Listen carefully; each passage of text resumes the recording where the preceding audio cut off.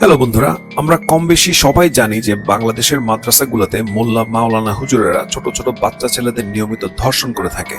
সামরিক কান্ট্রিতে 3 শিশুকে বলাৎকারের চেষ্টা করার অভিযোগে এক মাদ্রাসা শিক্ষককে গ্রেফতার করেছে পুলিশ। শিক্ষক আব্দুল্লাহ আল মামুন ওই 3 শিশুকে গত 3 মাসের বেশি সময় ধরে বিভিন্ন বাহানায় তার রুমে ডেকে বলাৎকারের চেষ্টা করেছে।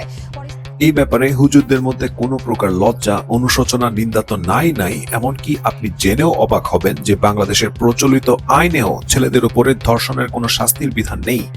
কারণ ছেলে বা পুরুষেরা যে ধর্ষণের শিকার হতে পারে এই ধারণাটুকুও সমাজে প্রচলিত না।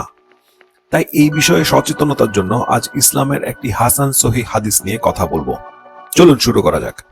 ধরুন আপনি নিরিবিলি এক তারা ভরা রাতে বসে আছেন অসুর মরুভূমির স্নিগ্ধ বালির ঠান্ডা আলিঙ্গনে।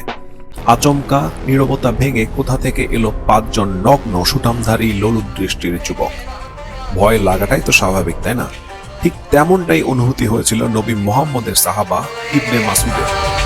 জামিয়া তিরমিজি তাহকিককৃত হাদিস সংখ্যা 2861 নম্বরে বলা হয়েছে, মোহাম্মদ এশার নামাজ পড়ে আব্দুল্লাহ ইবনে মাসুদকে হাত ধরে মক্কার একটি নির্জন এলাকায় নিয়ে গেল। এরপর বালিতে একটি বৃত্ত টেনে বলল, তুই এই দাগের বাইরে গেলে মারা খাবি, কোনো কথা কইবি না, খালি দেখবি আর মজা লইবি। হঠাৎ কয়েকজন লম্বা আর চিকনা লোক আসলো, যাদের চুল আর শারীরিক গঠন দেখে মাসুদ বুঝলো যে এরা জাট বা জুত সম্প্রদায়ের। তবে ইবনে মাসুদ অন্ধকারে বুঝতে পারল না এরা কি আদৌ ন্যাংটা নাকি এদের মেশিন দেখা যায় না। কিন্তু জাটরা ওরে পাত্তা না দিয়ে মোহাম্মদের খোঁজে দূরে চলে গেল। এরপর সারা রাত তাদের আর কোনো খবর নাই। এদিকে মোহাম্মদও বেমালুম লাপাত্তা। তবে আরেক হাদিসের গ্রন্থ মুসনাদে আহমদের 3788 নম্বর হাদিসে এর বিবরণ আরো রগরগে। জাটরা এলো আর দূরে মোহাম্মদের উপরে একে একে চড়াও হওয়া শুরু করলো। দুষ্ট ভারতীয় জাটরা শুধু মোহাম্মদই না, এমনকি ইবনে মাসুদের ওপরও চড়াও হতে চাইলো, কিন্তু মাসুদের প্রোটেকশন থাকার কারণে পারল না। কিন্তু ওইদিকে আজ কি রাত, হোনা হ্যায় ক্যা, পানা হ্যায় ক্যা হিন্দি গানের মতো মোহাম্মদের উপরে চলল জাট সম্প্রদায়ের রাইড। ভোর রাতের দিকে মোহাম্মদ আসলো, ক্লান্ত, বিধ্বস্ত, একদম হাঁটতে পারে না এ অবস্থা। মাসুদরে বলল, আমি আজ সন্ধ্যা রাত থেকেই ঘুমাতে পারি নাই। এরপরে বৃত্তের মধ্যে প্রবেশ করলো এবং মাসুদের রানের চিপায় মাথা রেখে ঘুমিয়ে পড়ল। বাংলা সিনেমায় পুলিশ যেমন একদম শেষে আসে, তেমনি কয়েকজন সাদা পোশাকের ফেরেশতা এসে বেচারা বেহুশ মোহাম্মদের দিকে তাকায় বলল, নবীকে যা দেওয়া হয়েছে আর কাউকে এমন ভাবে দিতে দেখিনি। কি দিতে দেখিনি তা বুঝলে বুঝপাতা, না বুঝলে তেজপাতা। আল জুদ বা জাট সম্প্রদায়ের সম্পর্কে আরেকটি হাদিসে বলা হয়েছে তারা মূর্তি পূজারী ছিল। অন্য আরেকটা হাদিসে বলা হয়েছে মুসা দেখতে বাদামি আর সোজা চুল বিশিষ্ট জুত গোত্রের মতো ছিল। এছাড়া ইংলিশ ভার্সনে জুতদেরকে উত্তর আফ্রিকা বা উত্তর ভারতের বলা হয়েছে।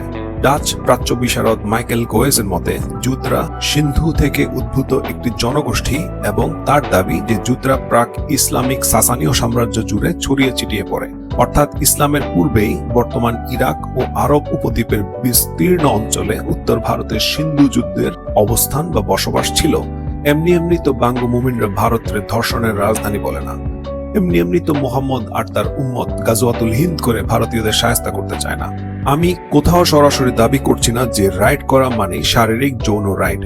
তবে চড়ার আরবি শব্দ ইয়ার কাবুনার যে ভাষাগত মূল রাহ কাফ বাহ, সেটা যৌন মিলন ইঙ্গিত করতেও ব্যবহৃত হয়েছে। যেমন ধরুন ইমাম আল কুর্তুবীর সূরা সাদের 23 নম্বর আয়াতের তাফসিরে বলেন, আরবরা নারীদের ভেড়া বলে উল্লেখ করত কারণ ভেড়ারা নারীদের মতো শান্ত, নম্র আর কোমল স্বভাবের।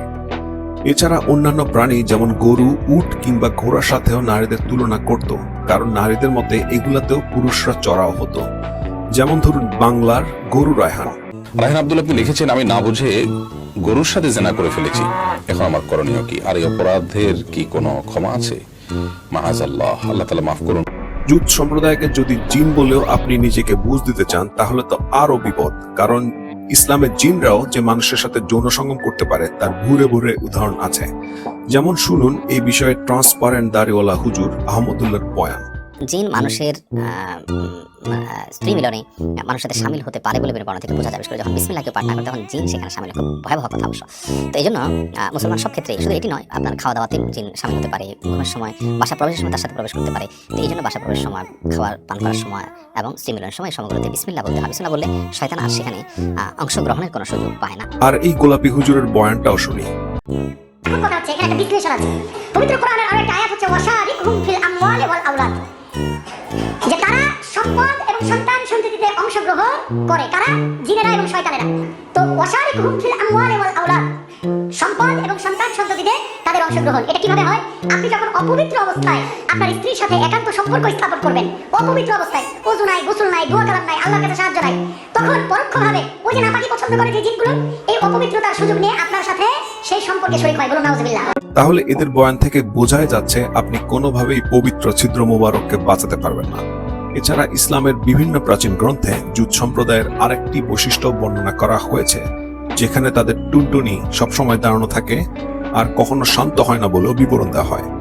কিতাব আল তাসবিয়াত গ্রন্থে আরো রগে বর্ণনায় বলা হয়েছে তাদের টুনটুনি দেখতে টাক মাথার মিশরীয় ব্যক্তির মতো। মিশরবিদ শিয়াল সোহাগের পিরামিড মানে পুরা মিথ নিয়ে বানানো ভিডিওটি দেখতে পারেন আমাদের চ্যানেলে। তবুও যেটাই হোক, মোহাম্মদের ওপর জাট বা আলজুত সম্প্রদায়ের পুরুষদের চড়া হওয়ার তীব্র নিন্দা জানাচ্ছি। সেই সাথে পুরুষদের ওপর ধর্ষণ প্রতিরোধে কঠোর আইনের দাবি জানিয়ে আজ বিদায় নিচ্ছি। পরবর্তী কোনো টপিকে আবার দেখা হবে। ততক্ষণ পর্যন্ত যুক্তিবাদী হন, মুক্তমনের মানুষ হন। ধন্যবাদ।